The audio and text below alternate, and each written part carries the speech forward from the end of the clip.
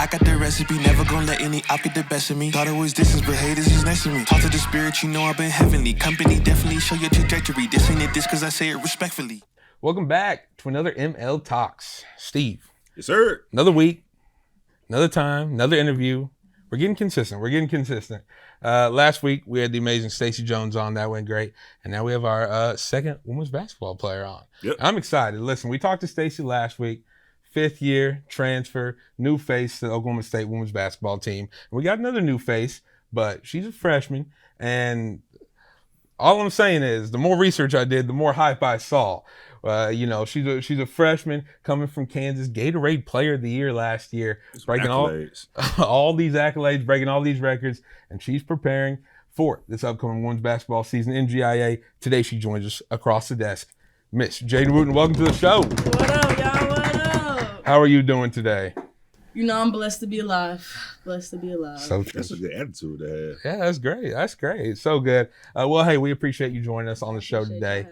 All right, just kind of get to know you first before we get into some questions about how you got here in your whole life. We're gonna do a little quick speed round, get to know you a little bit. On the spot, off the joint. We got you. We gotta learn. We gotta learn a little bit. A little icebreaker a little bit. Yeah, get some icebreaker. Learn about you a little bit. Okay, you ready? Hit me.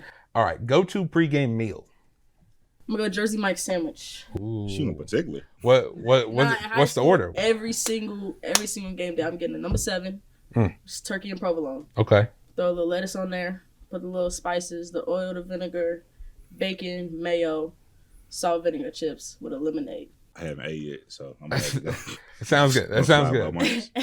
All right, go-to pregame artist. I'm gonna say Rod Wave or Kirk Franklin. That is like. It depends what kind of mood I'm in. Like, if you finna go out there and bless him on the court? Like what? Nah. When I get for me, I'm like, my faith is a big thing about me. Of course. I'm a huge believer, and so for me, I'm going to play for God. I'm not going to play for anybody else. I'm going to please, the one above. And so sometimes I just need to be grounded. But then sometimes I need to go in a killing mood. And some people say Rod is they say he's sad. For me, he take out the killing me. He made me remember where I came from, and I'm like, all right, I'm about to kill somebody. I rock with it. Day game or night game? Night. Okay. Favorite part of your game? Pull up. Okay. If you weren't doing basketball, what would you be doing right now?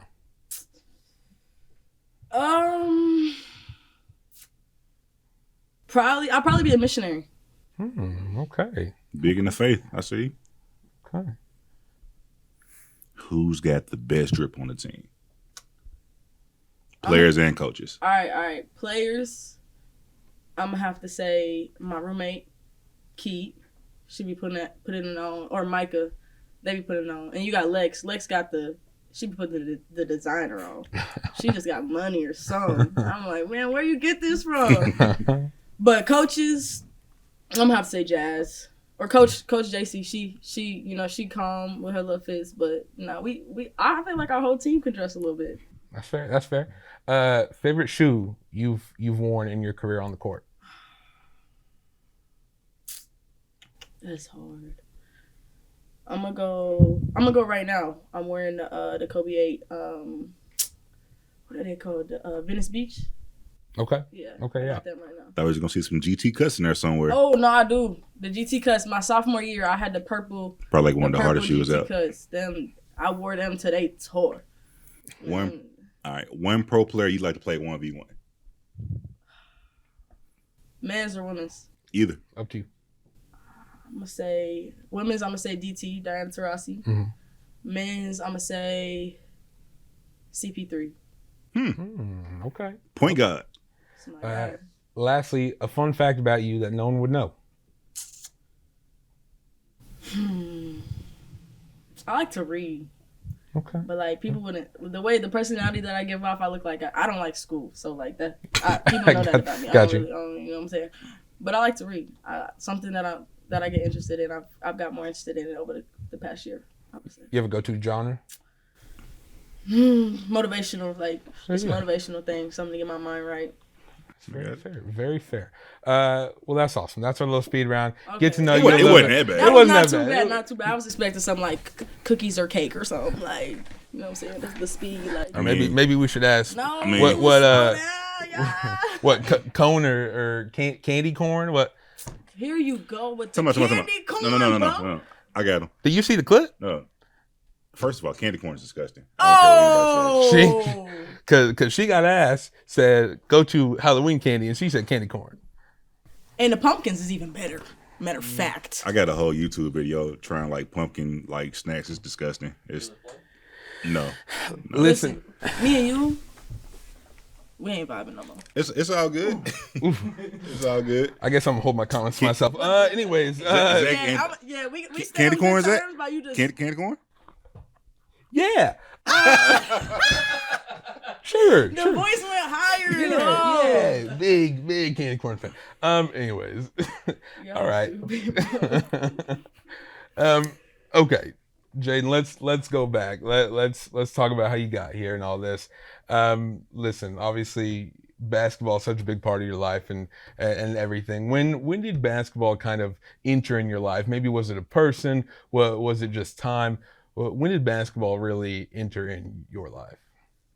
For me, I kind of was always the kid with the basketball in the hands, and I feel like that's very cliche, very like everybody. But like my uncle, he used to just take me outside and lift me up to the hoop so I can dunk, just have fun with it and stuff. But when I really like got into basketball was like the 3rd grade, and I kind of like jumped into it off the bat. Like I was a 3rd grader playing on a 5th grade team, and it was just kind of like a God-given gift that just kind of took over. And it was also kind of like an outlet for me, you know, and I feel like everybody say that too. But like, if you know my story, some people do, some people don't, but it was just like the home life wasn't too great. And so I kind of used basketball to be my peace in life. And, you know, it brought the joy out of me, it brought the personality out of me, and it just something I started to cling to. I mean, not only did it bring joy and personality, but it also brought out a very talented killer. We came to find out. I mean, you know, I look at these high school stats. I mean, all 4 years, it was right away. I mean, 12 points per game as a freshman alone is crazy. Then you're the state player of the year as a sophomore. You averaged 20 as a junior, and you end up getting named the Gatorade Kansas Player of the Year as a senior, which is just insane for Blue Valley. Now, and you also end up holding a bunch of school records, right? So it's crazy. Just kind of from your inside perspective, though, I'm very curious, you know, high school's a time in general where you're learning, you're figuring out. What was that kind of progression for you like? Obviously, you know, you were doing great since day one, but it kind of had this progression where between getting seen and playing better, it just kept going up. So what was that high school experience for you like on the court? Honestly, I had really great role models. Let me not say that. Okay. I had really great leaders on the court. Got you. And just having that, I've always had people that saw my potential even when I didn't. And so they would always push the greatness out of me. And freshman year, I was, you know, a little baby freshman, but I had game and you could see it.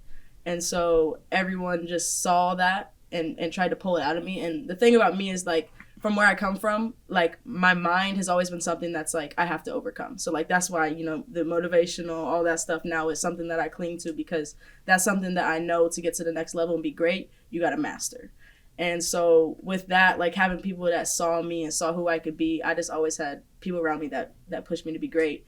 And then once I saw it in myself and realized like, man, I got this. Like I could really do something with this, you know, like I didn't let anybody tell me anything. I just, you know, kind of just took it and was like, you know, let's go be great. You know, let's go be what everybody's telling you can be and be better. And so from freshman year to senior year, I just every year took it and took how they guarded me freshman year. And then sophomore year, I started to go off. And so they didn't really know who I was yet. But then after state tournament, I got player of the year. Then junior year, I'm getting double team, face guard. And it's like, okay, now let's learn how to overcome that. And so I feel like through all that, like that's what kind of prepared me to be where I'm at now and you know, to have the role and the leadership role that I do on this team. I was gonna say that's one thing that I always harp on with when you look at whatever sport with other athletes. It's great when you can be great when nobody knows you, but when people start knowing you and they start learning you, if you can be great after that, that's next level. Got some running backs adjusting to that right about now.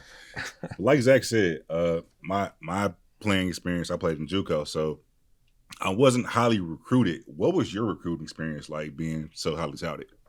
Honestly, y'all, like, if you know, I committed when I was a sophomore. Mhm. So like after my sophomore year and I got player of the year, then that's when like it was like boom, boom, boom, like a whole bunch of schools, like, and I wasn't used to that. Like I thought I knew who I was as a freshman. I thought I did what I was supposed to do my freshman year and then my freshman AAU year.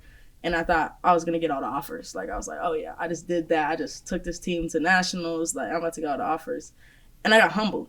Like, I didn't get the looks that I wanted. I think I got Missouri State after my freshman summer, and that was it.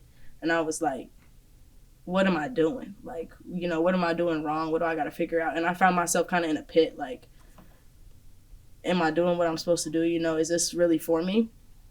And it really just took, like, realization that, like, you got to trust the process. Like, you know what I'm saying? Like, some people get offers in 8th grade, but then some people's journeys are different. And, you know, I look back at my life and I kind of see, like, my journey's been different my whole life. And so it's like going through that hard time, like not getting the looks I wanted, I was like, you just got to stay patient. And then my sophomore year, I grinded my butt off over the summer. And then I went to my sophomore year and, you know, I had the right people and the right things around me to do what I was supposed to do. And it took off. And then Coach JC called me, I think, May after or during my sophomore summer. This was my first year playing up 17s. So I was a sophomore playing up on 17s, and like I was playing under some like Phenom greats basically. I played on Missouri Phenom and I was playing under Maya Nichols, Grace Slaughters. These are all USA players, you know what I'm saying? And so I had a big year to like learn and grow. Even though I was still playing, I wasn't playing as much as I was used to. And so I was taking that, I was learning from them. And then when Coach JC came around, like I love Coach JC when she was at UMKC, but you know what I'm saying? She didn't recruit me when she was at UMKC. Like, I was like, man, she don't think I'm good enough or something. Like, but then she told me when she called me when she got to Oklahoma State, she was like, no, Jadyn, like, you were too good for us. And I was like, oh, okay then. Like, that's cool then. And I came down here in June after she offered me, and I just loved it. Like, I fell in love with the culture. I fell in love with the people down here, with the campus. Like, I love how calm it is, and just the fact that this program wasn't very known, and it's something that we can build up. And I've always wanted to be a part of, you know, underdogs, you know, making something happen. And so, you know, I took it and I was like, this is where I want to be. This is home. And I haven't been proved wrong ever since, you know what I'm saying? That is not how Stevie's recruitment was. But we're going to get back more into your process, and then come to OSU. We're going to take a little break real quick. We'll be right back. Thank you for coming to Stay and Play Pet Resort. This is where we can board your pet at any time for your convenience and make them feel at home. We have 5 different kennels for your pet. We have luxury suites that come with TV, camera, fireplace, and the webcam is at your free. We have Kitty City where you can board your cat for multiple different prices. Stay and Play Pet Resort offers a free chauffeur service. If you go to Baker Animal Clinic, you can drop your pet off anywhere between 7:30 a.m. and no later than 8 a.m. Stay and Play Pet Resort offers a game day sports package. For $37, you can drop your dog off during the game day as early as 7:30 in the morning. Policy states you do not have to pick up your pet up until 1 hour after the game. At Stay and Play Pet Resort, we thrive to treat your best and give them the best at-home feeling. My name's Kayla. I've been here since the beginning, so 4 years. Scratch is more focused on farm and mostly made in Oklahoma products, keeping it local. Sustainability is our biggest thing. That's one of the reasons why this place opened. I've been the chef here at Scratch for 2.5 years. Started here as a line cook. Our food and drinks are a bit separate entities almost inside the restaurant. So the food is now up to 85% of the products we bring in are raised or grown locally. It's all based off of things that I grew up eating in southern Oklahoma, the things my grandparents ate. Fresh food, clean food, organic food, sustainability, that's all of our thing. From front of house to back of house, we're able to maintain both with freshness. But made in Oklahoma means we get it straight from the farms that are 20, 30 minutes, another little county away. We get it straight from them. Welcome back to ML Talks. We're halfway through, joined once again by Jadyn Wooten. Okay, I have a question. What's up? Because you talked about recruitment, and you talked about Coach Hoyt reaching out to you. Now, I read a story. I want to get a little fact checked with it. I heard that you came to OSU and you toured OSU before Coach Hoyt. I did. And I heard that not only did you not really like it, that you left during the football game on your recruit trip and went back home to KC. See, what happened was. Hey, but I'm not trying to say that in a call-out standpoint. I'm just trying to say that in the standpoint of how much an impact Coach Hoyt had then. Oh yeah. Because the fact that you came here, said nope, and then came back. That's a pretty big deal. It was like a whole different vibe. Like, the first energy. time I came here, I was like, man, this is some country stuff. Like, I don't want no part of this. Like, but then I came back again, and the people are what made it better. Like Coach Hoyt, like Coach JC, she's like completely changed the whole vibe of this place. Like, she completely just like, I don't know. She just, her energy is something that's just very contagious and it's infectious. It's very infectious. Like, and for me, like, I'm the type of person that, like, she saw that in me too. I'm a very infectious person. Like, if I got a good vibe, everybody finna catch a vibe. If I got a bad vibe, everybody finna catch a bad vibe. You're an extrovert. Like, I can relate to it, even though we don't rock out on candy corn. I get it. You know what I'm saying? Steve walk in the room, it can change the vibe of a room by my energy, so I get it. No, yeah, but when I first came here, it was just like, nothing against, Coach Littell, but I wasn't looking for a male coach. Like, that's one. But two, I don't feel like they showed me the love that I wanted to see, going to a future school. And then when I came and Coach JC, like, it was, you could feel all the energy, all the vibes. And then you felt wanted. Yeah, absolutely. Yeah. I felt wanted. And not only did I feel wanted, like, the actions after proved that I was wanted, like me and Coach JC, but like throughout our, like after I committed to, like, when I got here, like, our relationship just grew. Like, I tore my meniscus my last summer of AAU, and it kind of put me in kind of like a dark place. Like, I wasn't, how it is, like, when you lose your sport, and I didn't really know who I was outside of my sport. I had a big identity crisis, and for me, that's where my faith comes in. But I don't have that without Coach JC, because she planted that seed in me that led me to turn and pursue the Lord. Like, I remember I was in my room one day, and I was after surgery, I just sat in my room for like a week. You know what I'm saying? Like, if you had an injury, you know how it goes sometimes. And she texted me and sent me the Bible app, and she was like, we're going to sit down every day and we're going to do this Bible study together. And from then on, it was just like, okay, she cares about me. You know what I'm saying? And, like, to be seen not only as a basketball player and felt wanted as a basketball player, but, like, she cared about me as a person as well. And she invested in me. And, like, I've told her before, but, like, I feel like she saved me from, like, quitting this sport, to be honest. Like, and that's something that's big for me, because this is, like, basketball is, like, my passion. But I had never been in a place where, like, I couldn't play basketball before. And for her to be able to turn me to pursue the Lord, that helped me find myself, to realize that I'm not just a basketball player. Like, I'm a person who has so much to give, even when I can't play. Like, even right now, like, I went through a little tough time right now when I had my foot, and then she reminded me, like, Jadyn, like, remember who you are. Remember who God called you to be.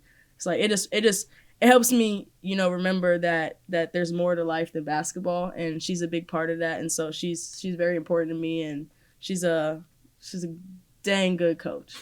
So a lot of times you will hit setbacks in life that kind of, you feel like it's like slowing you down from something, but it's really preparing you for something else. So if you look at it from that mindset, you winning. I said, amen, touch and agree, for real, for real.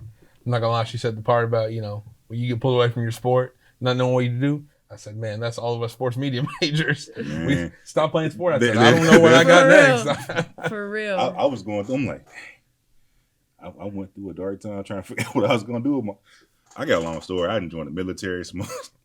You was just trying to figure out where you was supposed to be. That's what you took gotta about 10 years. That's what you got to do, though. That's what you got to do. You got to fill out some areas, you know. I got into cooking.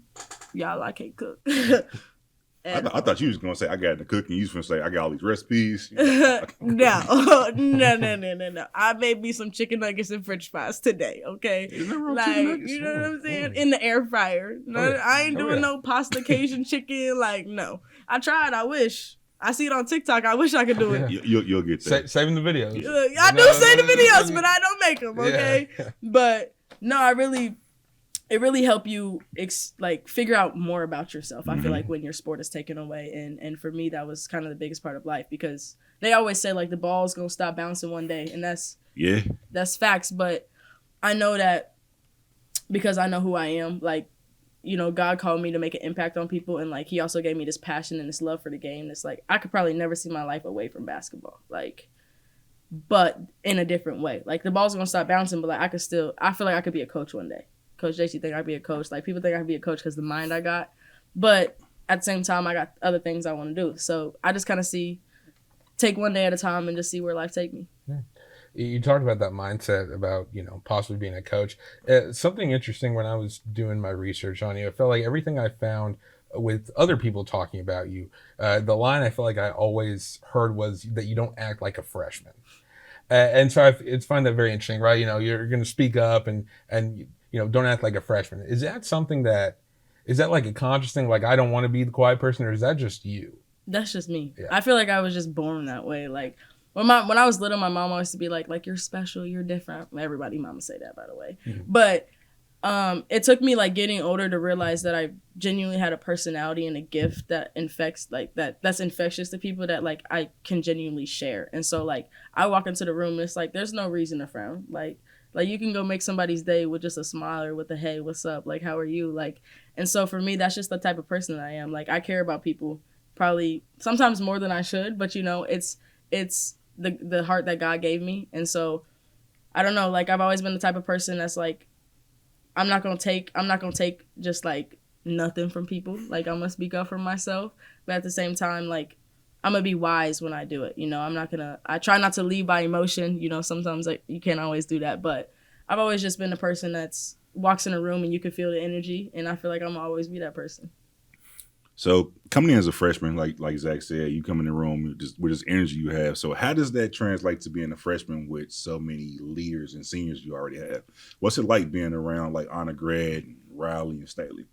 It's amazing because those people are so grounded.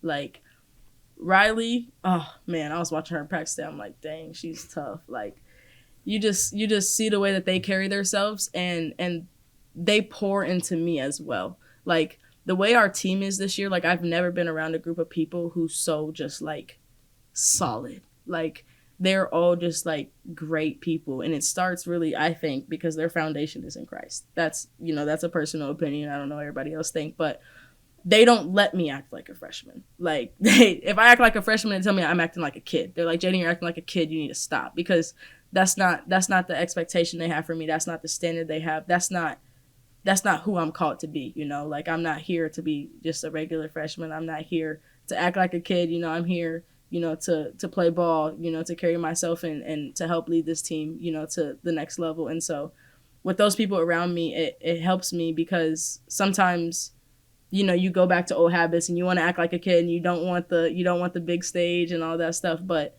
they help remind me who I am, and you know, they help lead and teach me when I mess up. And so I don't know, they've been pretty much the best part. My teammates have been the best part about coming to Oklahoma State, and you know, like I said, I love them like family.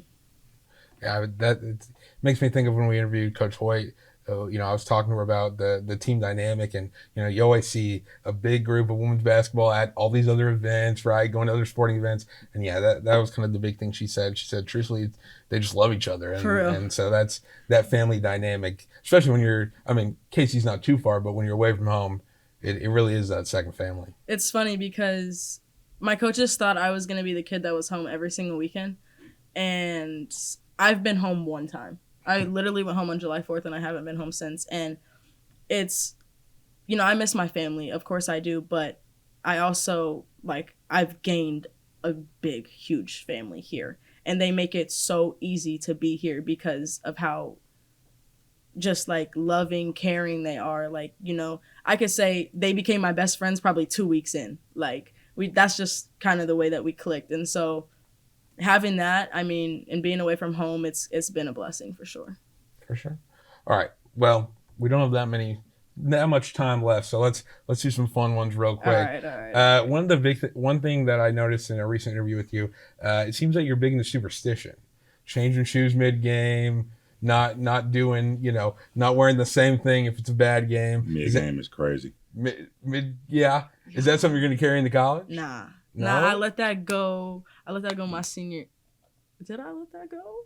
I feel like you say that, Hold but on, it can be a bad first half. Like she wearing some Kobe H or something like that, and then she got those GC cuts in the second half or something like that. We're gonna be filming the game. Y'all some bright We pink. cover games. So Yeah, we you know there. some bright pink ones first half. Walk back out, they're green or something.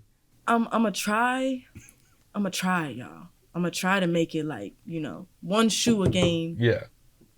But for me, it's I can't. Okay, I don't so think I can let it question. go. So outside of the shoes, what's another superstition you have when playing the game?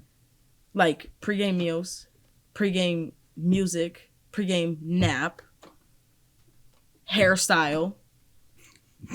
I got a lot. If I play good, I'm doing the same thing again. The nigga's good. But it got me upside the head in high school because my junior year we went to state, and I was playing really good in the black GT cuts, and I would wear these mismatched Air Max 1s off the court the whole season. I was playing good all season. Then we got to state, and I was playing buns. And I was like, bro, what is... And I didn't bring no other shoes at all. I was like, yeah, this ain't it. So I don't know. Maybe it's just... I think it's a mindset thing. I'm trying to flip it so it's a mindset thing and not a superstition. I don't need that. You know what I'm saying? I'm trying to grow. Yeah.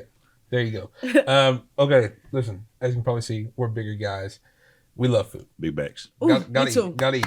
My back is big. I get told that 10 times a day. 10 times. Real quick, if we were gonna go to Overland Park in KC, where or what do we have to eat? Mother clucking chicken. I'm finna Google that. That sounds good. That sounds good. You got to go to order there? I get I get either 2 or 3 strips. They're kind of big, Okay, yeah. So I usually get 2. If I'm feeling big backy, Yeah. I get 3.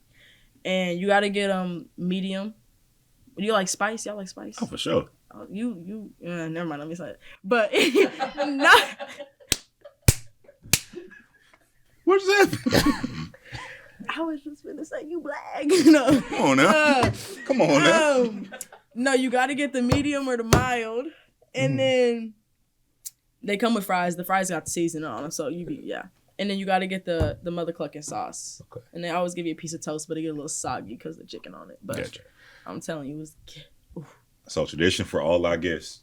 We have all our guests come on and look at their one shot right there and give us the biggest, best. Man, listen. So our show's called Man Listen. Got to. When you got something to say man, listen. So if you don't mind looking at your one shot, go best. Man, listen. Let's go. There you go. Love it. Love it. Hey, Jadyn, thank you so much for joining us on I this show. appreciate y'all having It's been me. a great time. Cowgirl basketball starting up here very, very soon. Hopefully we can see you on the court soon as well. So thank you so much for joining us. That is all we got. Another episode next week. More women's basketball. Oh, yeah. Wednesdays at 6 p.m. Our normal episode. Thank you again. That's all we got. Go Pokes. I'm ordering chicken. I'm Travis Taylor. I'm the general manager for the Hotel Indigo Tulsa Downtown. I have a real good understanding of the food scene in Tulsa, and I've loved to see the way it's evolved over the years, and I'm glad to be part of it. My name's Kevin Kyle. I'm the executive chef. I started here, the idea was to do something local. Everything that we try to do has Oklahoma products. Tulsa is a big oil boom when we were the oil capital in the early 1900s. How Route 66 put Tulsa on the map. And the menu around that was, well, what would an oil worker take out in their lunchbox? That's how Prospect kind of came from. We never get crazy busy, so we can do a lot of different things with food. And we can do things like wine dinners and have local dinners. We have a private dining room that people can come. I think being at the heart of the old Route 66 has kind of weighed into us getting a lot of different things brought in from different areas of the United States. When I taste